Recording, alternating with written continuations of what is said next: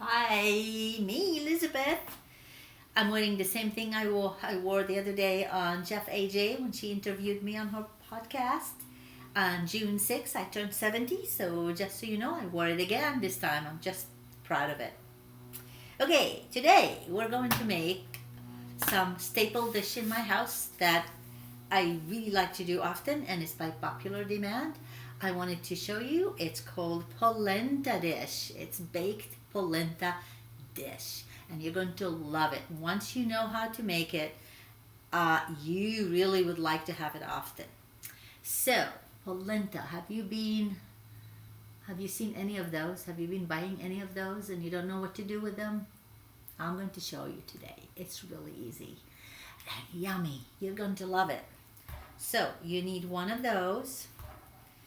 You need mushroom.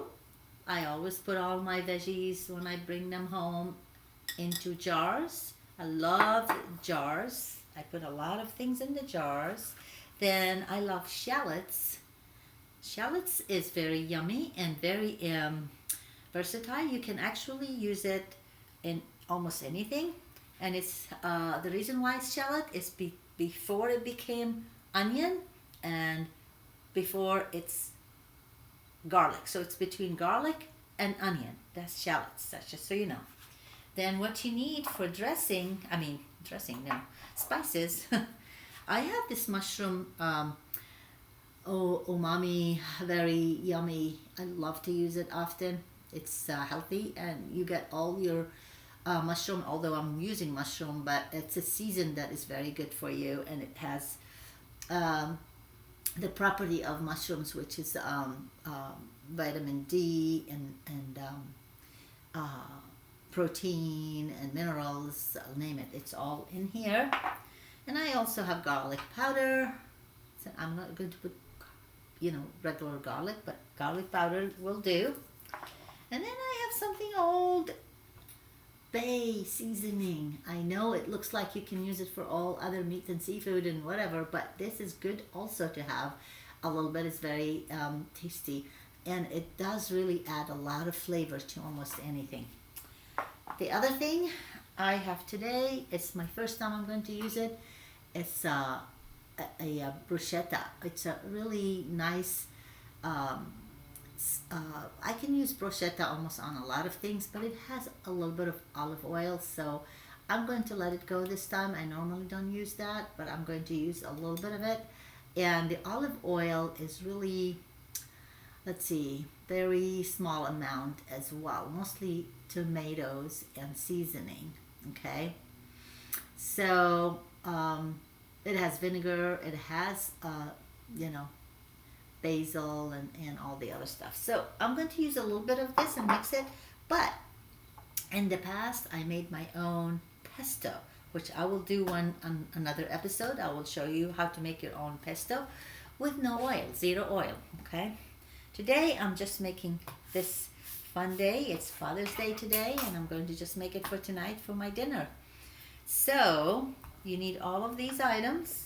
And you need this gadget because you're going to either use it to mash the polenta, or you can mash it with, just crumble it with your hands. I normally do it with my hands. It's so much easier and so much fun too. Yes, massage it, massage it, massage it until it's done. So I'm going to show you, and then I'm going to show you also.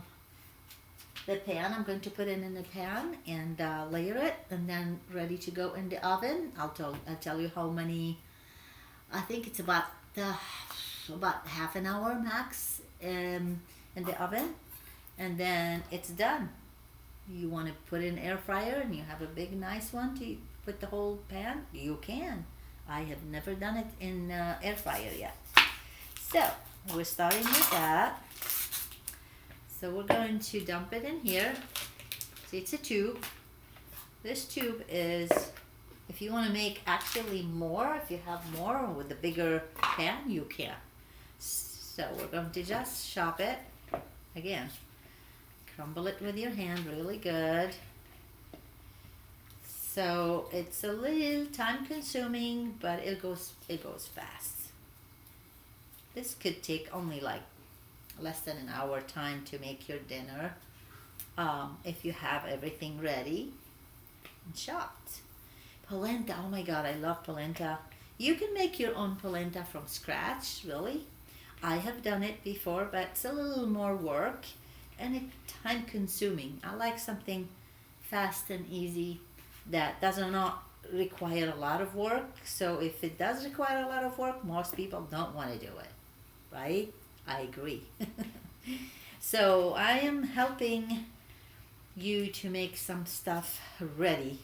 And this is organic polenta that has nothing really in it except polenta, and it's non-GMO, organic. That's how you should buy the polenta. And this is a shelf stable, so you don't have to put it in the fridge when you buy it. I keep it on hand. Whenever I feel for polenta, it's ready. Yeah. So here we go. I'm just massaging it right now. I'll show you in a minute. It's start getting something good. You know, use those muscles. They're good muscles. You need to get muscles when you work with your hands, right? So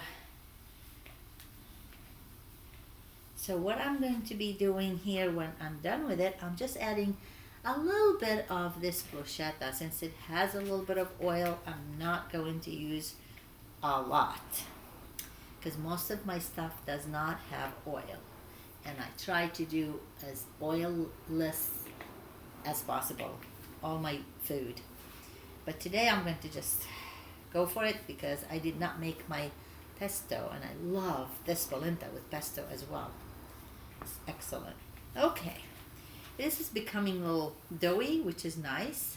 Okay, and if you want to kind of break it a little better, you can still use this. I want to show you you can use it. See, it's like you're mashing a potato. I know you can't see everything, but I'm sorry, I don't have all the equipment to zoom in and I'll do all of that yet.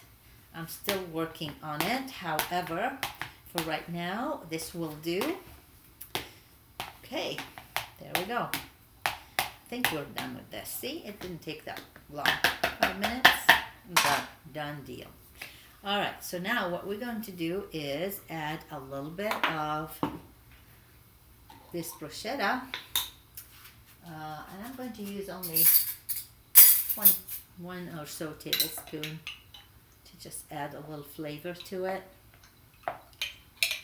Yes, get that tomato out. Here we go. 2 tablespoons, 1 tablespoon really, but 1. So mix that. Oh my God, that bruschetta smells really good. It has a flavor, so it's already flavored. You can put also, if you like, some herbs in it, like thyme, oregano, whatever you like. You know, it is your creation. You create something that you like. I can show you, but you can create your own thing. So, okay, so I'll take this one out and this one out. So now you can see it's a little reddish. Let me get closer here. It has a little reddish tomato sauce a little bit. I don't know if I will put tomato sauce, maybe, but this is all seasoned and everything, so that's good. So we're done with that, right? Now we're going to add this to a baking sheet. So here we go. We're going to dump it in here, right? Dump it in here. And then just press it. Can you see? Pressing it. Let me get closer. There. You can press it really good into the pan. And you create the crust. And then we're going to top it. Now, you could just bake that alone, if you'd like, and have it squared and also air fry it a little more, or whatever you want to do. That's another idea. So, but right now, this is it. It's done. Wow, fast, right?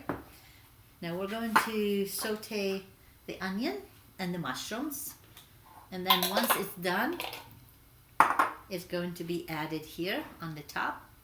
If you like some cheese to add on the top, there's like Violife, a shredded cheese that I like. It's really nice just to sprinkle a little bit to give it a little color on the top and crisp. So, but that's all what it is. I am going to do it right now, but I don't know if you I should just go ahead and do it and wait for you to see that, or you get the idea of how to make polenta. I showed you what you want, what you need to have, and then the rest is history. You do your own thing, right? Okay, so these are all mushroom that I will be using, just so you know.